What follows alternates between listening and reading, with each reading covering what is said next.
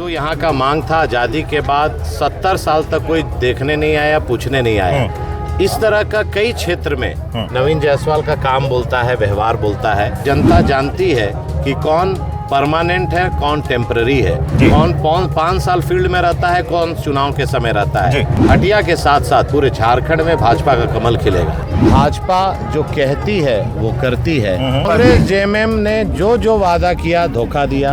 चाहे युवा को नौकरी देने की बात हो, चाहे नौजवानों को बेरोजगारी भत्ता देने की बात हो। हटिया की जनता चुनाव लड़ रही है और उनका आशीर्वाद मिल रहा है। रिजल्ट नवीन जायसवाल जिंदाबाद।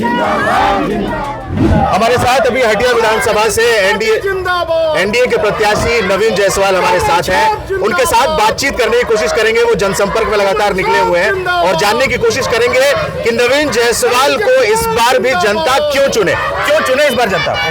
हटिया विधानसभा की जनता के हर सुख में, दुख में, काम में, विकास में हमेशा मैं रहा हूं और हमेशा जो आप इस सड़क पे चल रहे हैं ये भी मेरा ही बनाया हुआ है। आज बरसों पुराना जो यहाँ का मांग था आज़ादी के बाद 70 साल तक कोई देखने नहीं आया, पूछने नहीं आया। इस तरह का कई क्षेत्र में नवीन जायसवाल का काम बोलता है, व्यवहार बोलता है।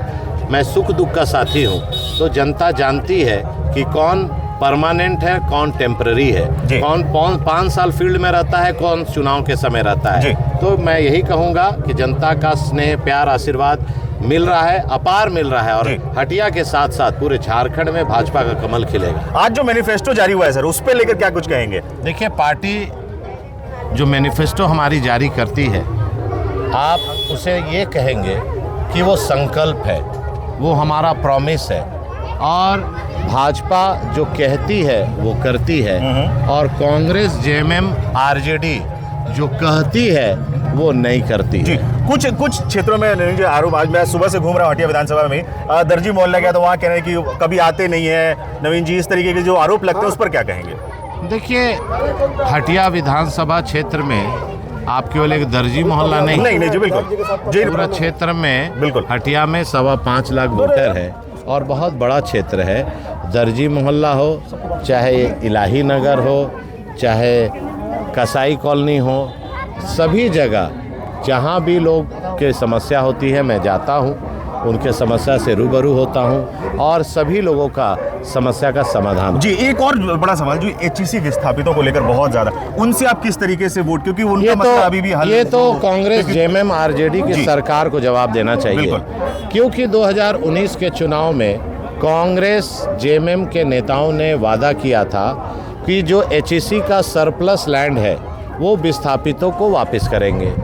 हमारी सरकार ने 400 घर 212 करोड़ रुपया में बना के रेडी रखा था।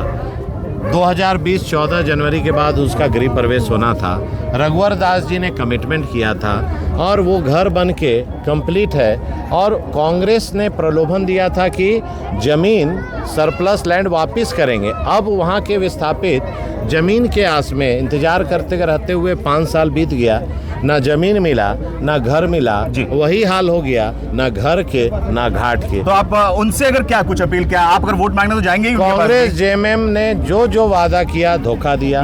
चाहे युवा को नौकरी देने की बात हो, चाहे नौजवानों को बेरोजगारी भत्ता देने की बात हो, चाहे महिलाओं को 2000 रुपया चूल्हा खर्चा देने की बात हो। इतना कोविड के समय 2000 की जगह 500 देते भैया 2020 से, कौन मना किया था?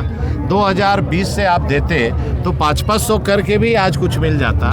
लेकिन चुनाव आया है तो 2 महीना पहले मैया योजना याद आया है, तो उसके काउंटर में बीजेपी ने 2 को लेकर आ रही है। जनता को पूरा विश्वास है कि ये 2 महीना की सरकार है और 2 महीना सरकार वही लेकर आ रही है। पहला कैबिनेट में निर्णय होगा। 11 तारीख वहाँ फॉर्म में जो आप देखिएगा 11 तारीख फिक्स है। प्रति माह दिसंबर महीना से 2100 सभी दीदी के खाते में जाएगा। चलिए, आखिरी सवाल है, जीत को लेकर कितने आश्चर्य हैं? बस हटिया की जनता चुनाव लड़ रही है और उनका आशीर्वाद मिल रहा है। रिजल्ट नवीन जायसवाल जिंदाबाद। नवीन जायसवाल जिंदाबाद। जीतेगा। तो ये थे नवीन जायसवाल हमारे साथ, बीजेपी के प्रत्याशी हैं हटिया विधानसभा से, निवर्तमान विधायक भी हैं, और कई मुद्दों पर हमने उनसे बातचीत की और स्पष्ट तौर पर उन्होंने कहा कि जिस तरीके जनता उन्होंने पिछली बार उन पर भरोसा जताया था, इस बार भी उन पर भरोसा जताएगी। हालांकि कई मुद्दों पर वो स्पष्ट तौर पर बचने से भी बचे। हालांकि मैया योजना को लेकर जिस तरीके का सवाल था उस पर उन्होंने कहा कि गोगो योजना और हम दिसंबर तक उसे लागू भी कर देंगे 2100 के साथ। एचईसी के मुद्दे पर भी उन्होंने साफ तौर पर कहा कि ये जेएमएम और कांग्रेस ने जो प्रलोभन देकर लोगों को बरगला कर रखा, हमारी सरकार इस पर लगातार काम करेगी और इसके बाद जिस तरीके से आने के बाद भी एक चुनाव जीत कर आते हैं तो इस पर और भी काम किया जाएगा। आप वो एक लगातार अपनी यात्रा में हटिया कहें कि इस क्षेत्र में पद यात्राएं कर रहे हैं और लोगों से जनसंपर्क बनाने की कोशिश कर रहे हैं।